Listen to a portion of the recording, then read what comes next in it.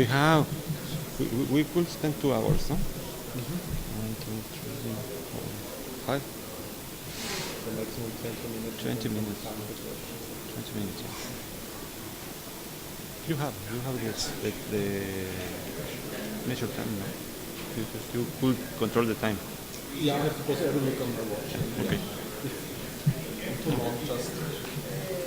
Okay, I could try to have the same control, and I made some time.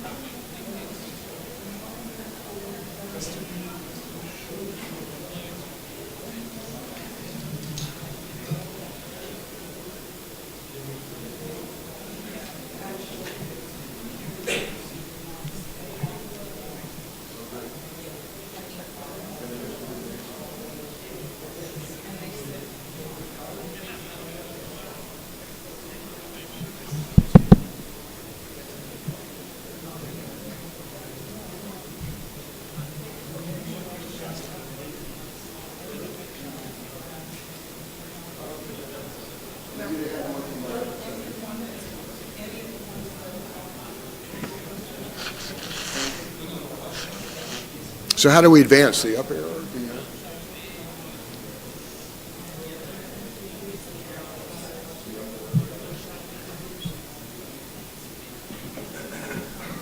You should be able to use this I got it. arrow, Okay, got it. and that should work it. And then going back that one. Yeah, see. There's I some- always pray hopefully there there's will be no s- going back. I know, well, good point. I hope that I'm not going to be going backwards.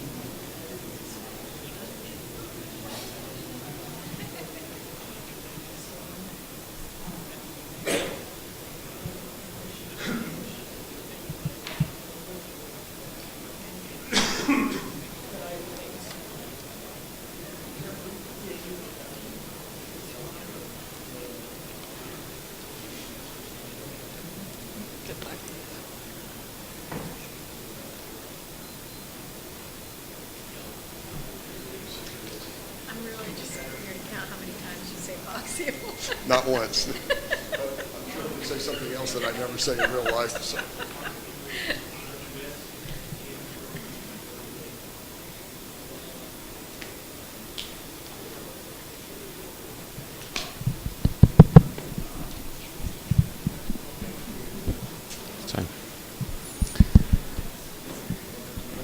Hi, everyone. Good afternoon. Let's start this session. And as a recommendation, my mother language obviously is Spanish. I'm from Mexico. And I try to make the presentation in English or in Spanish if I have some trouble with the name of the description of the position of the person in the time. No? Let's start with the first presentation with Mr. Wright from the American Association of State Highway and Transportation Official. I think everyone is know AASHTO. Please, Mr. Wright, welcome.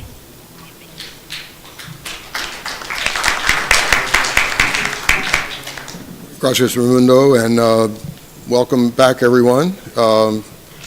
Thank you for staying around for this presentation. And let me start by acknowledging that this is a presentation that was developed in the United States with the collaboration of the United States Federal Highway Administration. As Raimundo pointed out, I actually work at the American Association of State Highway and Transportation Officials.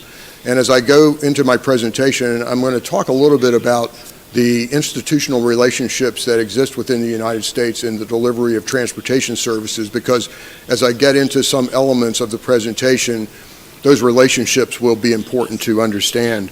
But I do need to give credit to the Federal Highway Administration for their support in helping to develop this presentation that I'm going to be delivering today. AASHTO, as Raimundo pointed out, is an association that is familiar to many of you, I hope. We are actually an over 100-year-old association that serves the interests of the state departments of transportation in the United States. And we have a very strong partnership with the Federal Highway Administration that has gone back over all of those more than now 100 years. The subject of my presentation today is the implementation of pavement management systems in the United States. And one of the things that I'll be talking about, probably even slightly more than pavement management systems, is performance management, which is a new concept in terms of a requirement from our national government for there to be performance management systems in each of the states, but not something that is entirely new as a concept. And many of our state departments of transportation have been practicing it for quite some time.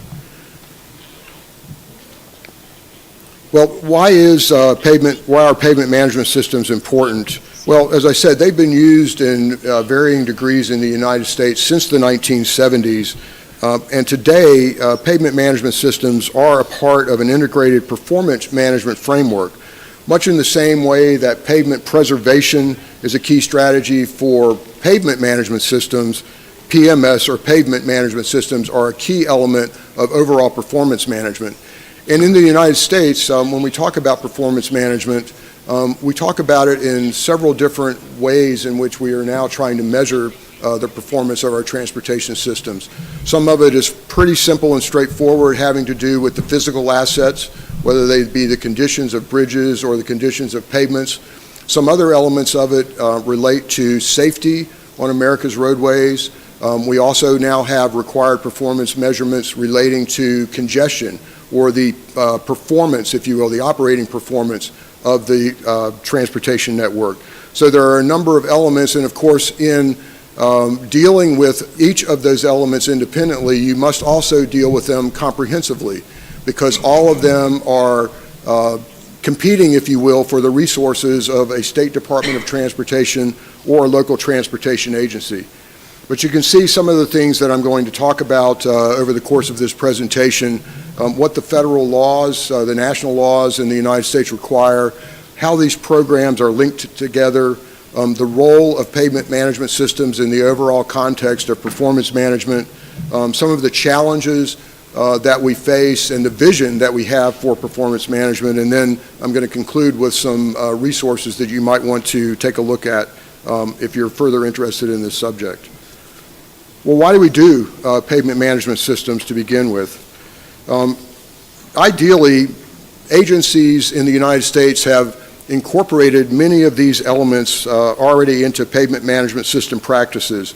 And the notion here is to optimize the use of all of these various pieces in order to make sure that we can, in fact, make a strong case to both our citizens and our elected officials for funding, to make sure that we are provided those resources necessary to keep the transportation system in good working order.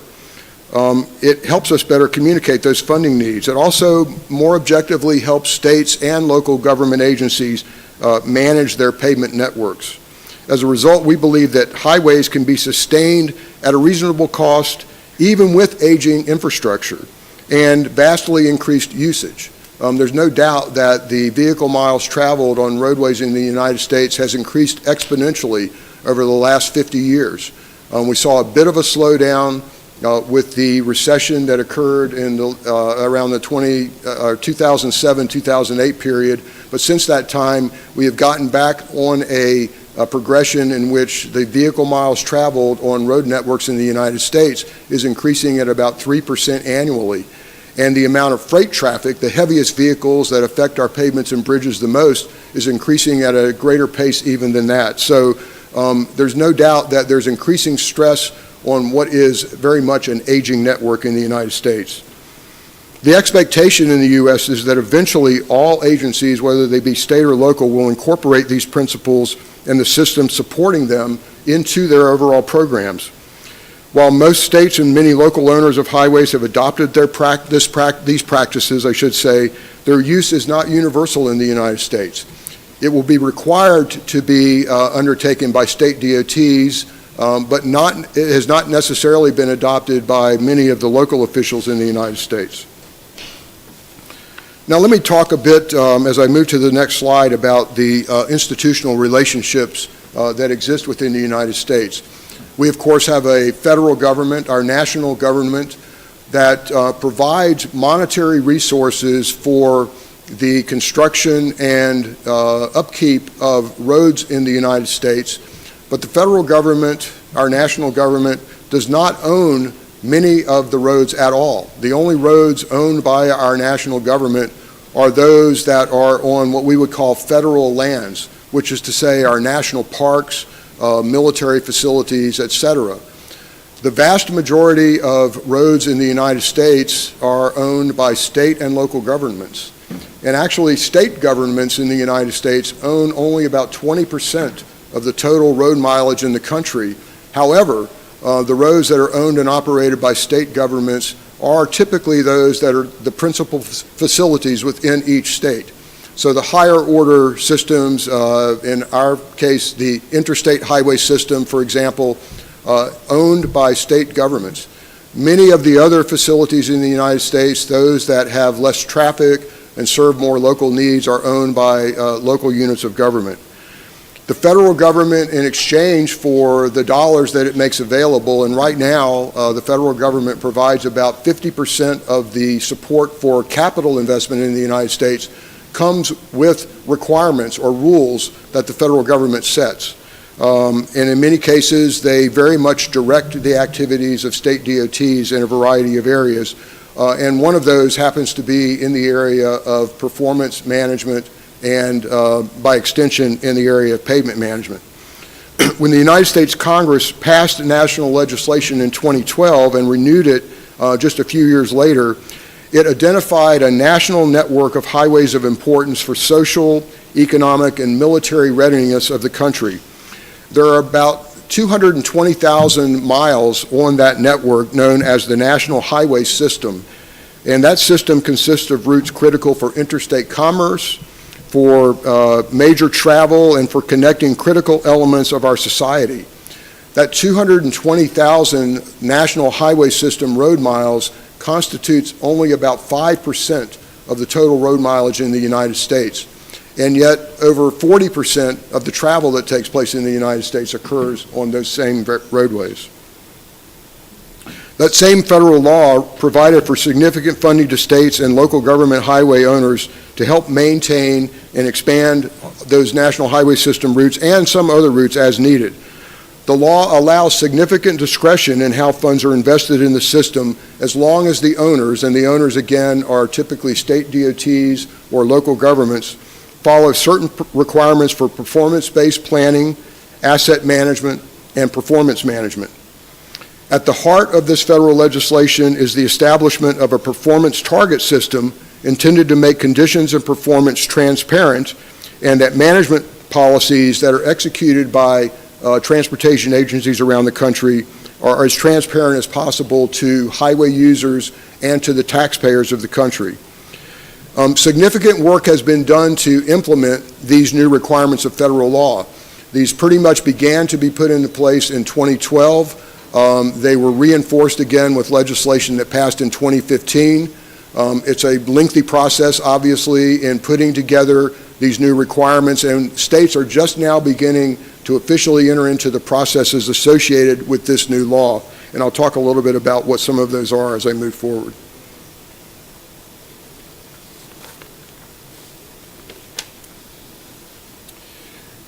As I stated earlier, in the U.S., every highway agency that uses federal assistance funding is required to conduct investment planning to identify future construction, expansion, and maintenance activities that address the economic, social, and environmental needs of the areas they serve. The outcomes of those efforts are contained in 5-year plans known as State Transportation Improvement Plans and local transportation improvement plans, and they're also included in a long-range 20-year planning document. The passage of more recent legislation puts importance on making the efforts of performance-based management and aligning them more directly to state performance targets. One of the things that the federal law says is that each state shall have targets for how its system will perform in the various areas that I mentioned earlier, whether it be asset management, safety, congestion management, et cetera. But the federal government does not define what that target will be in each state. The state must determine it itself, and then it will be measured against the target that it defines for itself. And part of the reason for that is that resources are not spread equally across all of the states. Some states entered into this performance requirement in a better position than others to be able to meet higher level targets. So the federal law compensates for that, allows for that fact, pressing states that have not progressed as far to achieve higher target levels, but also recognizing that some states may already be there in certain areas, and it may not be as important for them to invest, say, in the improvement of their bridge conditions as it might be in safety or in management of congestion.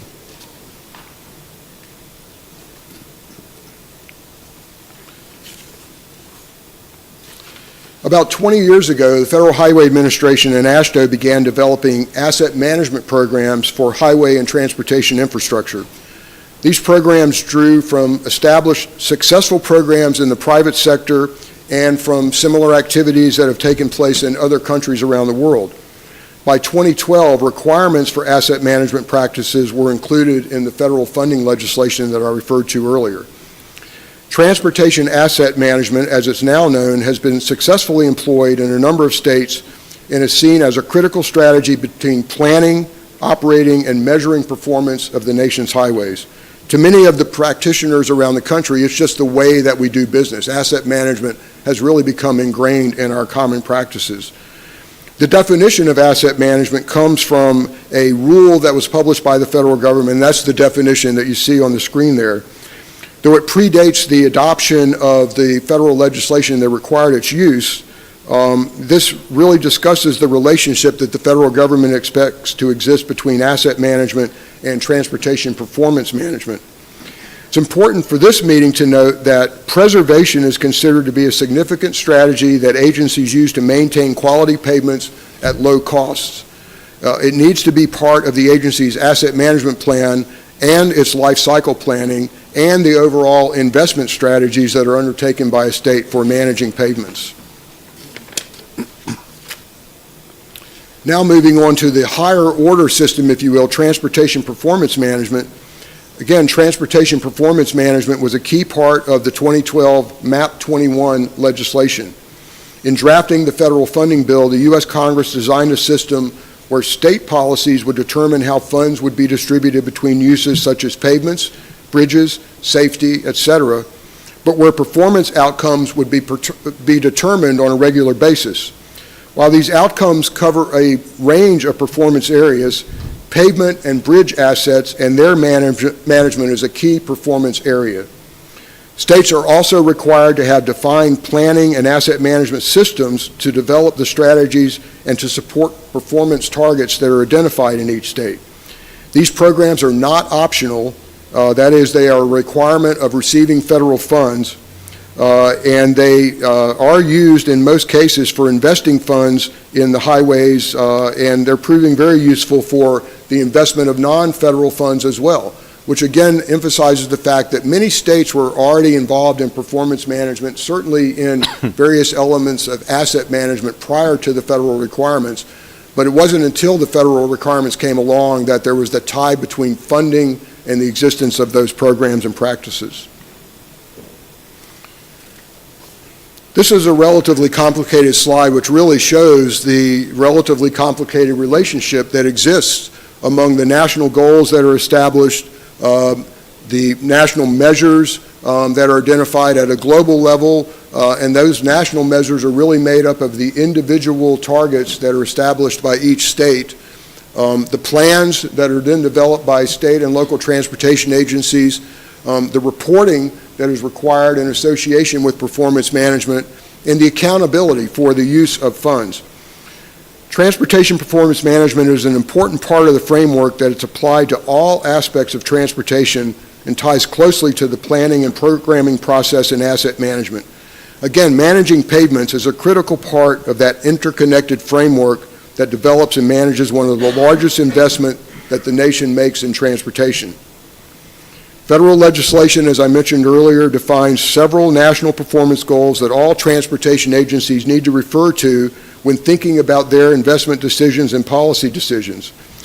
And again, on this chart, you can see that complex relationship. And although most agencies had strategic programs in all of these areas, even before the federal legislation, there is significant work going on today to align the outcomes from states to quantify performance, ensure accountability, and to work toward national performance goals.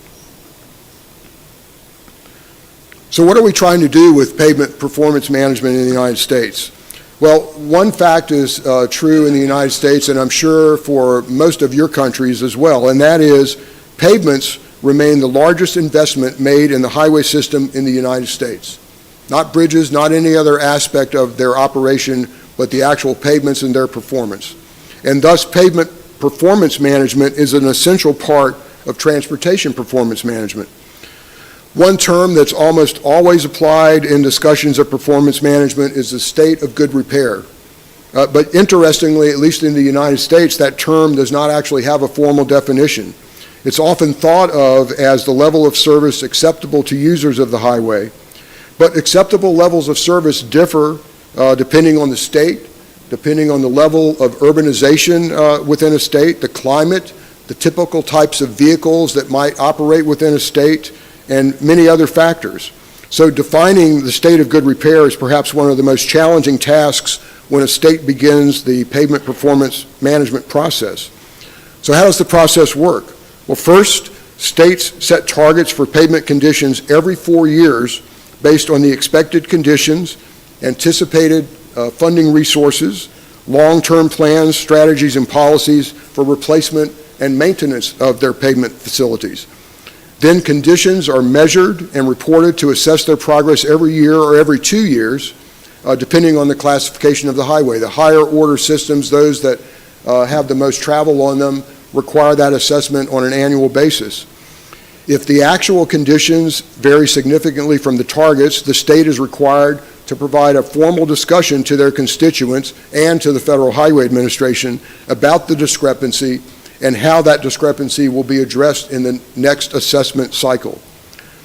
Congress also, in the legislation I've referred to a couple of times now, mandated that there will be a minimum condition for pavement conditions on the interstate, a minimum condition for pavement conditions on the interstate highways to ensure their interstate commerce, mobility, and military readiness remains strong. This condition has been set at no more than 5% of the pavements in poor condition, with a directive to redirect funding to those highways until the minimum condition is met. Hey, Gerardo.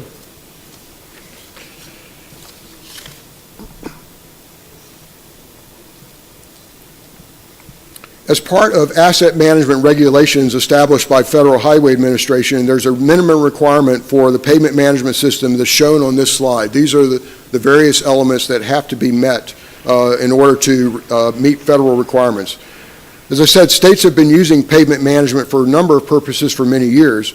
However, the requirements imposed by the 2012 MAP 21 legislation underscored the importance of pavement management and substantially expanded the expectations for what those systems will produce. As a result of that federal legislation, pavement management systems in every state must provide all of the functions that are shown on this slide at a minimum.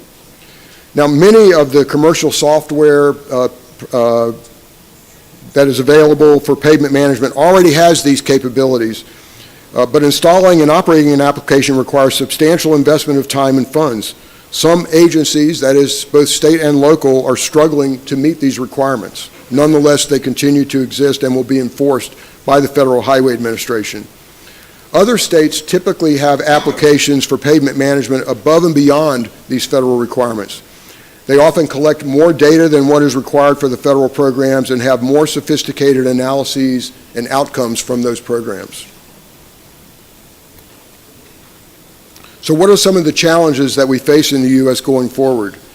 Well, one of them for sure is that that very complex jurisdictional issue of federal, state, local, and to some extent private ownership is very much a challenge. A second challenge, of course, is that information is expensive. For pavements, that means data collection and more than a little data analysis in order to fulfill the requirements of the federal law. Historically, there are differences in the resources available for maintaining various systems of routes within any individual state. Those differences lead to lively debates over priorities and over management strategies. And again, those trade-offs are not just among various sections of the state as it relates to pavement performance, but there are also trade-offs across pavement condition, bridge conditions, safety, and operation of the system or congestion. There are political issues that must be considered, in particular the timing of programs and investments, historical investment practices, and what works for each highway owner in terms of their capabilities. Because it is a national program, states report a single target for all federal aid routes in the state, including highway routes that are owned and operated by entities other than the State Department of Transportation. Within the implementing rules, there's an expectation that state and local agencies will have to have discussions about data collection, analyses, target setting, and clarify exactly how each of the challenges that are set forth on this slide are being met.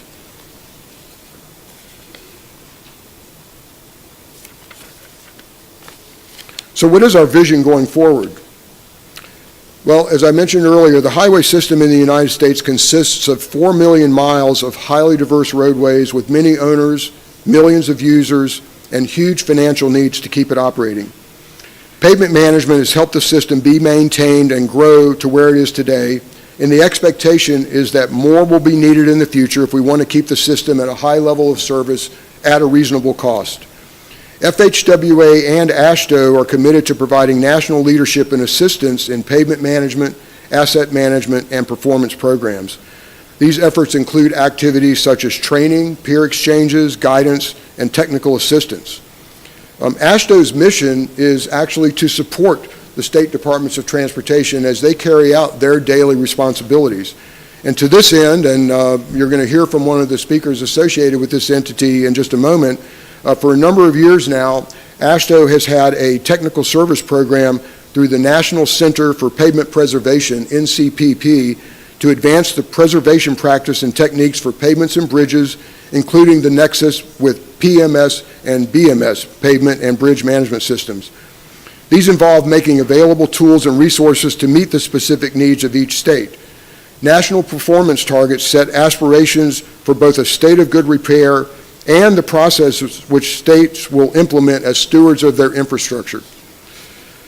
So let me conclude with this slide, and of course, I think as has already been announced, all of these slide presentations will be available on the website associated with this meeting, but here are some resources that would be available to all of you to get some sense of how pavement management practices are being advanced in the United States. And certainly if you have any questions about any of those, I would welcome you contacting me or my staff, and we will help as best we can in making sure you have a full understanding of all of these resources. So thank you very much, and look forward to the questions. Thank you, Mr. Wright. In order to respect all the time for all the presentation, we try to make all the presentations together. At the end of the session, we make a some session for the question if there are.